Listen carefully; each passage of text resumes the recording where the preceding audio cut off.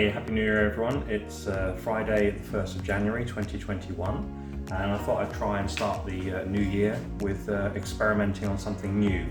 So Daniel, Sophie and I love a good pork belly roast with some crunchy crackling, and I saw a recipe online the other day which can involve between 2 and 3 days prep for the pork, which I thought was interesting.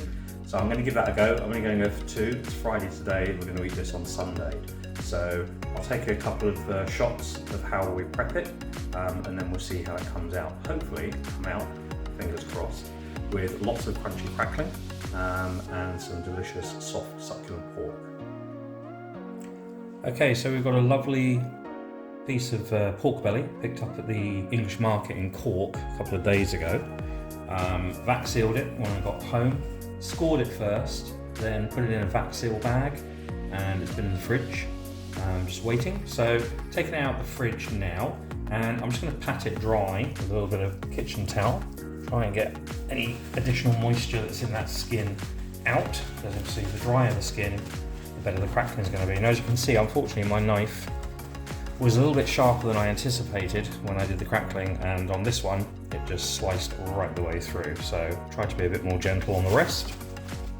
Ideally only cut through the layer of fat, don't cut into the meat. For that one, just have to put up with it is how it is. So just taking the additional moisture out of that. What I'm also going to do is turn this over and just cut into the meat a little.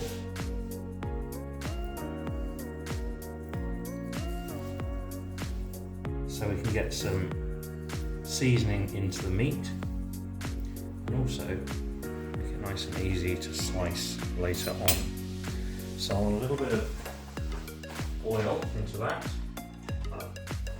I'm going to use a little bit of rapeseed oil. And you only need a little bit.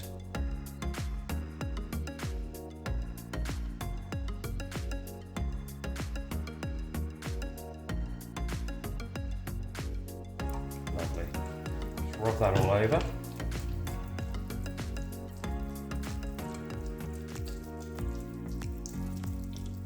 Massage it in.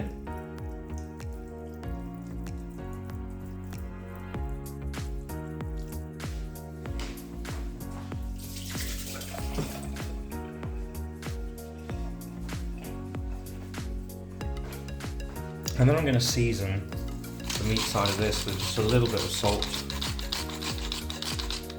and a little bit of black pepper. Again, the cuts in the meat will hopefully help to get that seasoning going through. And remember, this is going to sit until Sunday when we cook it. So now we'll turn this back over. And then what we're going to do is we're going to actually wrap this. So I've got a piece of tin foil here, bigger than the piece of meat, because I want to actually fold this up around the edges of the meat.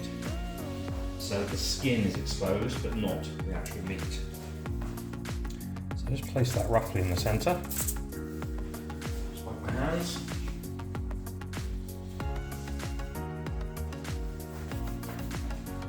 And what we want to do is bring this up.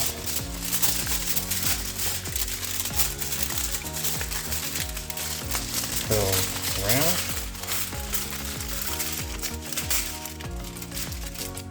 So as I say, we leave the skin exposed. We don't want all of the meat exposed because we don't want the meat to really dry out in the fridge.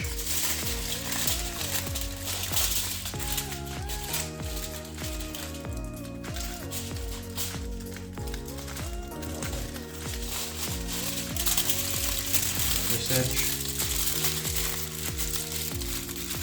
You want that fairly tight in,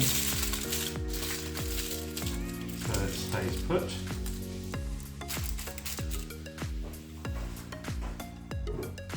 And then we're going to get a tray that we're eventually going to cook the pork in. I'm going to sit this in there. That's going to go in the fridge. But first, just tuck those edges in.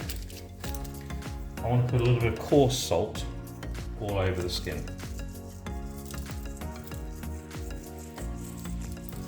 Probably a good couple of tablespoons.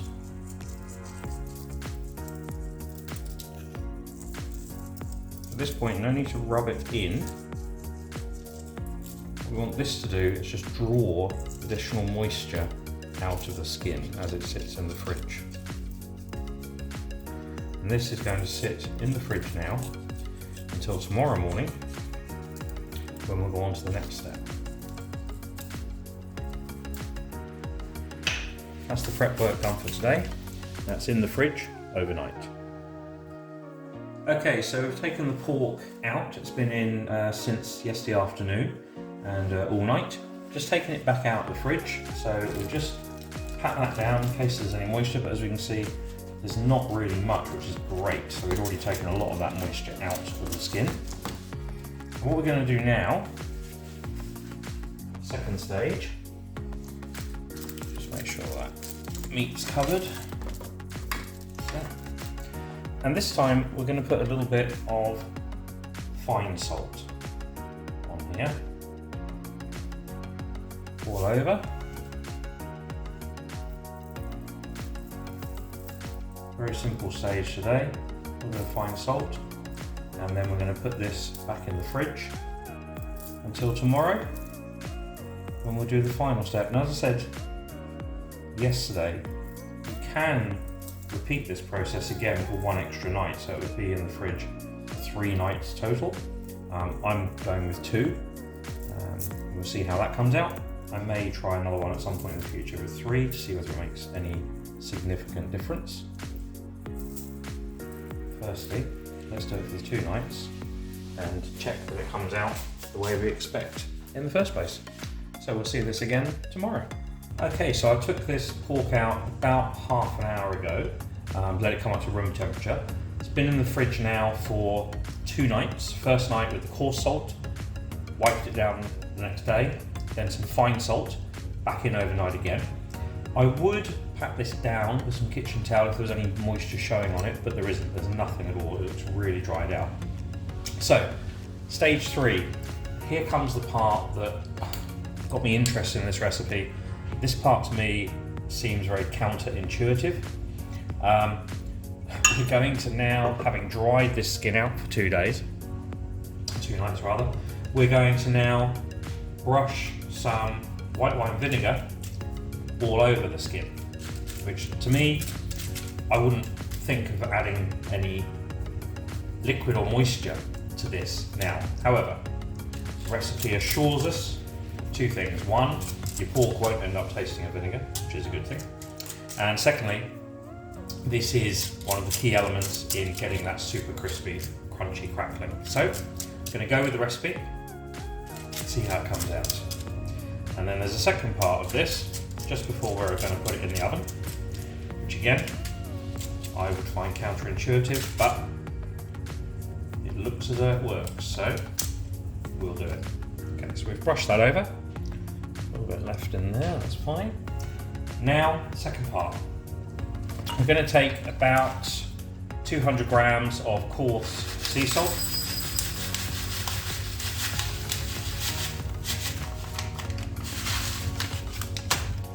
We're going to add an egg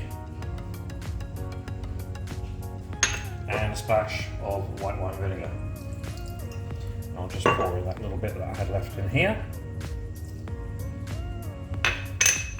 And then we're going to mix that all together.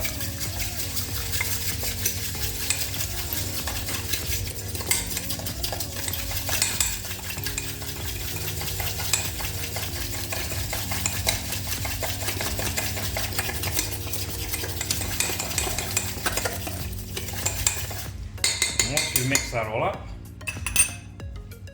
we're going to pour it all over our pork.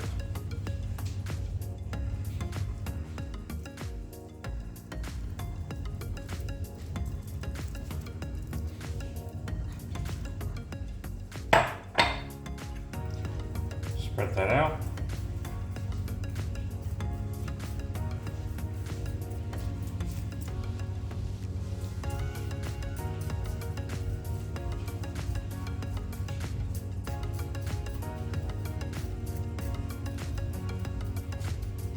So basically we're creating a salt crust, which is going to bake on the top of this. Once we've completed this, this is going to go in a preheated oven, fan 180, normal convection about 200, for about 60 minutes. When the crust should have hardened, we'll then take the crust off, whack the oven up to 220, and put it back in for about half an hour to 40 minutes to get our crackling done. We'll have a look at this in 1 hour when it comes out of the oven. Right, so this has had 1 hour in the oven. That salt crust seems to have set up a little. So now what we really want to do is to take the salt crust off if we can and remove that. And then once that's off, we'll go on to the final stage of what we need to do. Right, so I've removed the salt crust. That came off. Okay, it wasn't as easy as I'd hoped, but it came off. Now we can see there's some salt crystals left on there, that's fine. We've whacked the oven up as soon as we took this out to 220 for fan. That'd be about 240 in convection. And this is going to go back in the oven now, out of the foil, just in the pan for between 30-40 minutes. I'll keep an eye on it. May need to turn it around a couple of times if it's a bit hotter at the back of the oven than the front. And then we'll get it out and have another look. Okay, so we gave that actually 20 minutes in the oven. I've taken it out because it's starting to just go a little bit dark here on the edges. I don't want it to be too dark. It's going to sit here on the rack to air dry now for about 10 minutes and then we'll see how it came out. Right, so that's air dried for about 10 minutes and it sounds as though it's crisped up quite nicely. I've got my trusty assistant Daniel with me, so once I cut this, oh, that's got a nice sound to it. He can tell us whether he believes it's up to his standards. Sounds good. It does sound good. Ooh. Now, do you want me to cut the meat off so you just have the crackling? I can eat it whole. Okay, well, let me cut it like that so it's not so big. And it's going to be hot, so make sure you blow. You are our official tester. Come in there. Smells and looks delicious. Well, we can see whether it sounds okay once it's in.